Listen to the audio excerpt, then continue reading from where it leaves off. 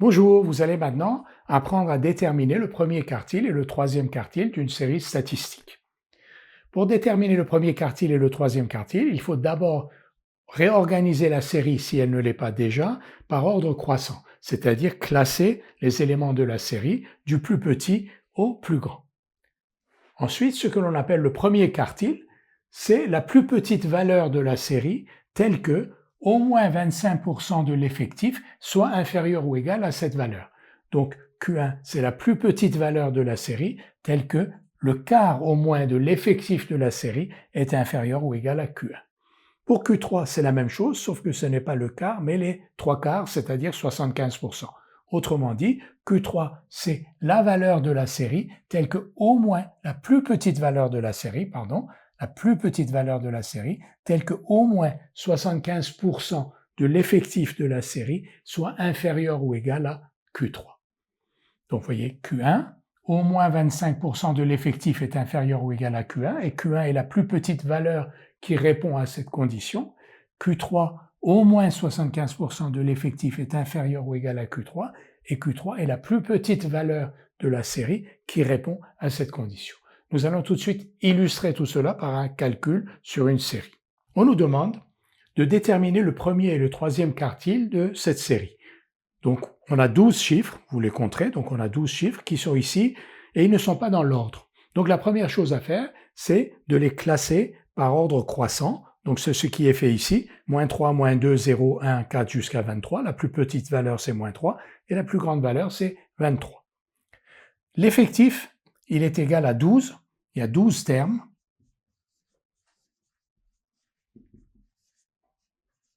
Et on aura besoin de 75% de l'effectif et 25% de l'effectif que je vais calculer tout de suite. 25% de 12, c'est 3, et 75% de 12, c'est 9. Et on va voir tout de suite pourquoi. Alors, qu'est-ce qu'on appelle le premier quartile? Le premier quartile, c'est une de ces valeurs, c'est la plus petite de ces valeurs, telle que il y ait au moins 25% de l'effectif qui soit inférieur ou égal à cette valeur.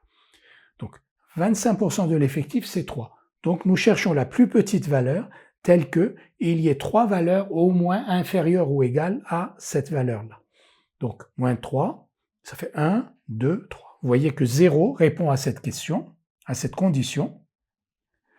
0 est la plus petite valeur telle qu'il y ait au moins 3 valeurs inférieures ou égales à 0. Donc, le premier quartile, Q1, est égal à 0. 1 n'est pas le premier quartile. Il y a bien au moins 25% de l'effectif qui est inférieur ou égal à 1, mais nous cherchons la plus petite valeur qui remplisse cette condition, et donc 0 bat 1.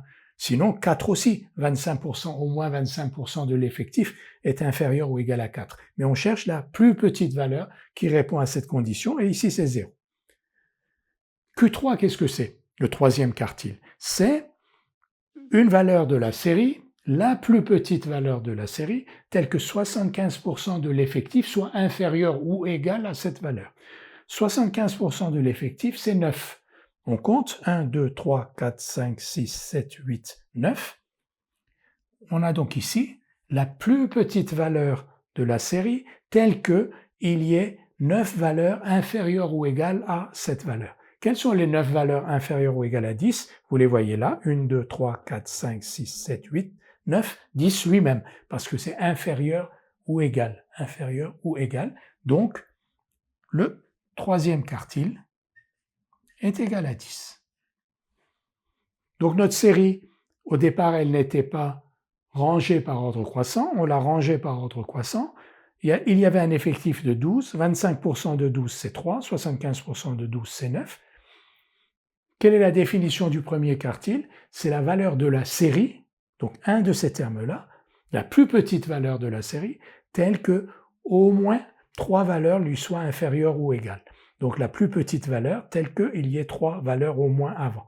Donc on compte 1, 2, 3, on tombe sur 0. Il y a bien 3 valeurs inférieures ou égales à 0, qui sont moins 3, moins 2, 0. Donc 0 est le premier quartile. La même chose pour le troisième quartile, où on cherche la valeur, donc 1, 2, 3, 4, 5, 6, 7, 8, 9.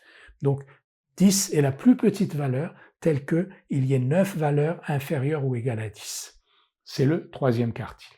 Alors ici, nous avions un effectif de 12, donc 25% de 12, ça faisait 3, et 75% de 12, ça faisait 9. Alors si on avait 13 ou 14, on aurait des chiffres avec des virgules, donc on n'aurait pas des chiffres entiers, et dans ce cas-là, comment on fait? C'est ce que l'on va voir tout de suite dans l'illustration suivante. On nous donne maintenant la série suivante et on nous demande de déterminer le premier et le troisième quartile. Alors la série a le bon goût d'être déjà rangée par ordre croissant, moins 1, 0, 5, 7, 11, 15, 19, 23, 31, 40. Sa plus petite valeur c'est moins 1, sa plus grande valeur c'est 40. L'effectif est de 10. 1, 2, 3, 4, 5, 6, 7, 8, 9, 10. Il y a 10 éléments. Alors 25% de l'effectif, dont on aura besoin pour le premier quartile, 25% de 10, c'est 2,5. Donc ce n'est pas un entier, et 75% de 10, c'est 7,5. Mais on va quand même pouvoir se débrouiller avec la définition précise du premier quartile. Cherchons donc le premier quartile. Qu'est-ce que c'est que le premier quartile? Le premier quartile, c'est le plus petit de ces réels, donc c'est un élément de la série, donc c'est le plus petit de ces réels, tel que au moins 25% des effectifs soient inférieurs ou égal à ce réel. Donc il faut au moins 2,5 valeurs. 2,5, ça ne se peut pas, donc c'est 3. Donc il faut au moins 3 valeurs qui soient inférieures à ce réel, à ce xi que l'on va désigner. Alors, ils sont rangés dans l'ordre croissant, 3 valeurs, moins 1, 0, 5. Donc le premier quartile est égal à 5. On va vérifier, on va dire pourquoi. Pourquoi le premier quartile est égal à 5?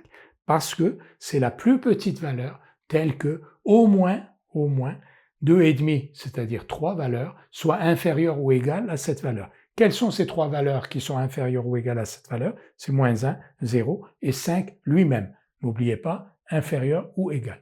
Donc 5 est le premier quartile. Le troisième quartile,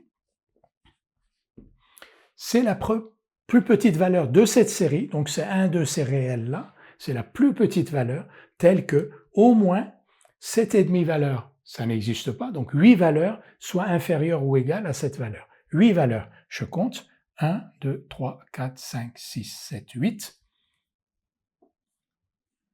Donc Q3 est égal à 23, on revérifie. Pourquoi Q3 est égal à 23? Puisque 23 est la plus petite valeur de la série, telle qu'il y ait au moins 7,5, c'est-à-dire 8 valeurs, qui soient inférieures ou égales à 23. Quelles sont ces 8 valeurs qui sont inférieures ou égales à 23? Moins 1, 0, 5, 7, 11, 15, 19 et 23 lui-même, parce qu'ici on a inférieur ou égal à Q3. Donc, dans cette série-là aussi, alors que le nombre, l'effectif n'était pas divisible par 4, donc 25% fois l'effectif et 75% de l'effectif ne donnaient pas des chiffres entiers, on calcule quand même grâce à la définition le premier quartile et le troisième quartile. Dans la réalité des choses, les premiers quartiles et troisième quartile ne se calculent pas vraiment pour des petites séries comme ceci.